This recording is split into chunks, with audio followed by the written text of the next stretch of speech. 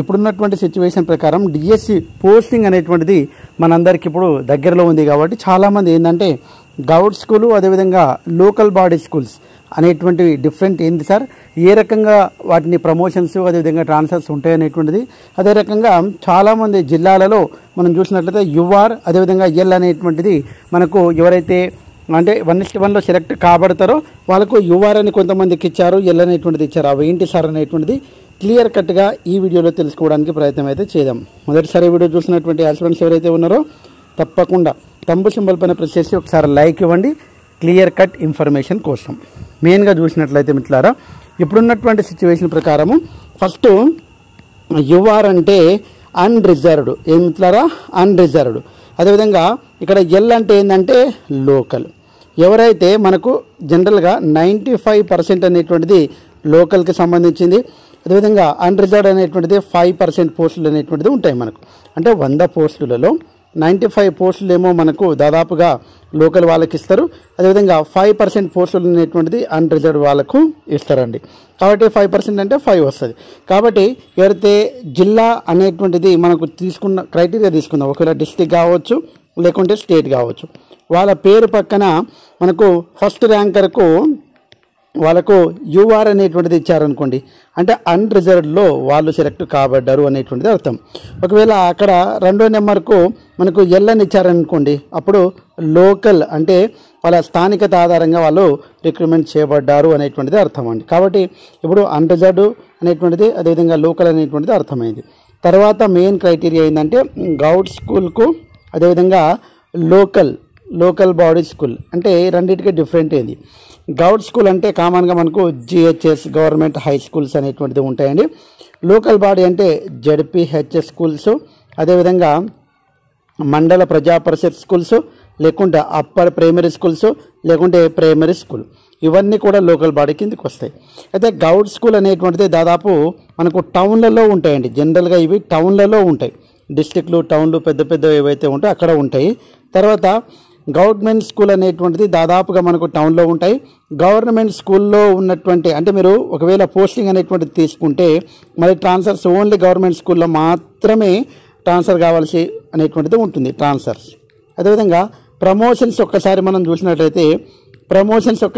చూసినట్లయితే ఇందులో గవర్నమెంట్ స్కూల్లో 1 నుంచి 2 ప్రమోషన్లు అయితే తప్పకుండా రావడానికి అవకాశం అయితే ఉంది. ఇప్పుడున్నటువంటి సిచ్యువేషన్ ప్రకారం ఎంఈఓ కావచ్చు, అదే రకంగా జూనియర్ లెక్చరర్లు గవర్నమెంట్ స్కూల్లో ఉన్నటువంటి వాళ్ళకు మాత్రమే ఇవ్వాలనేటువంటిది రూల్ అండి. కాకపోతే ఇప్పుడు జైలుకి సంబంధించినటువంటి ఏకీకృత సర్వీస్ రూల్స్ అనేటువంటిది కోర్టు పరిధిలో ఉంది కాబట్టి దీనికి ఇంకా రాలేదు. కాబట్టి గవర్నమెంట్ స్కూల్ వాళ్ళు ఎంఈఓ ప్రమోషన్స్ మాకే ఇవ్వాలి, జైలు కూడా మాకే ఇవ్వాలనేటువంటిది వీళ్ళు కొట్లాడుతూ ఉన్నారు. గవర్నమెంట్ స్కూల్స్ ప్రమోషన్స్ వచ్చినప్పుడు ఓన్లీ గవర్నమెంట్ స్కూల్స్ మాత్రమే చూజ్ చేసుకోవడానికి అవకాశం అయితే ఉంటుంది. ఇది గవర్నమెంట్ స్కూల్లో ఉన్నటువంటి ప్రమోషన్లు దాదాపు 1 నుంచి 2 అయితే రావడానికి అవకాశం ఉంటుంది గవర్నమెంట్ స్కూల్కు. లోకల్ బాడీ స్కూల్లో చూడండి హై స్కూల్స్ దాదాపుగా మనకు ఒక మండలంలో చూసుకుంటే 10 నుంచి 15 వరకు ఉంటాయండి. అంటే డిపెండ్ ఆన్ మండలం యొక్క విస్తీర్ణాన్ని బట్టి ఉంటుంది.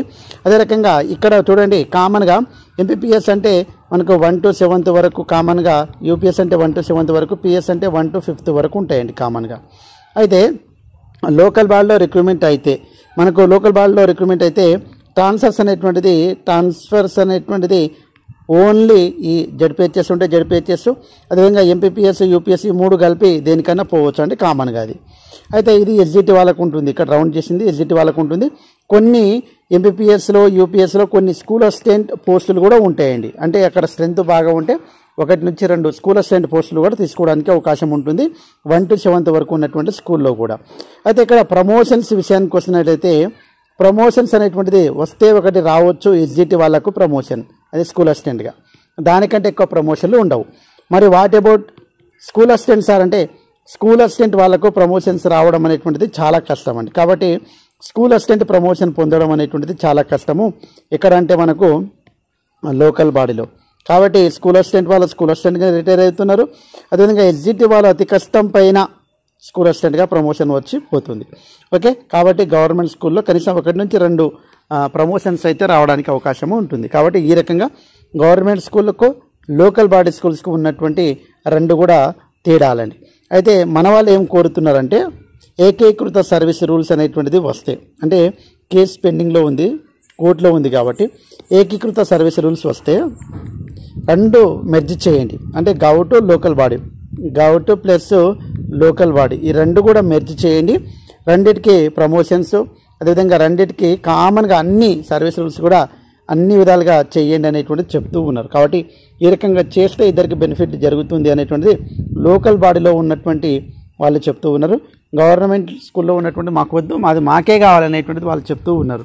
సో ఈ రకంగా అయితే లోకల్ బాడీ అదేవిధంగా గౌట్ స్కూల్కు సంబంధించినటువంటి డిఫరెన్స్ క్లియర్ కట్గా మీకు అర్థమైందని నేనైతే అనుకుంటున్నాను. సో ఈ రకంగా గవర్నమెంట్ స్కూల్ లోకల్ బాడీ స్కూల్స్కు డిఫరెన్స్ అండి. ఎనీహౌ మిత్రులారా, ఎప్పటికప్పుడు అప్డేట్స్ కోసం తప్పకుండా ఏమి ఇస్తారండి, ఇంకా లైక్ ఇస్తారని అదేవిధంగా సబ్స్క్రైబ్ చేసుకుంటే మనస్ఫూర్తిగా కోరుకుంటూ ముగిస్తున్నాను. Jai Hind. Thanks for watching. All the best. Bye. See you.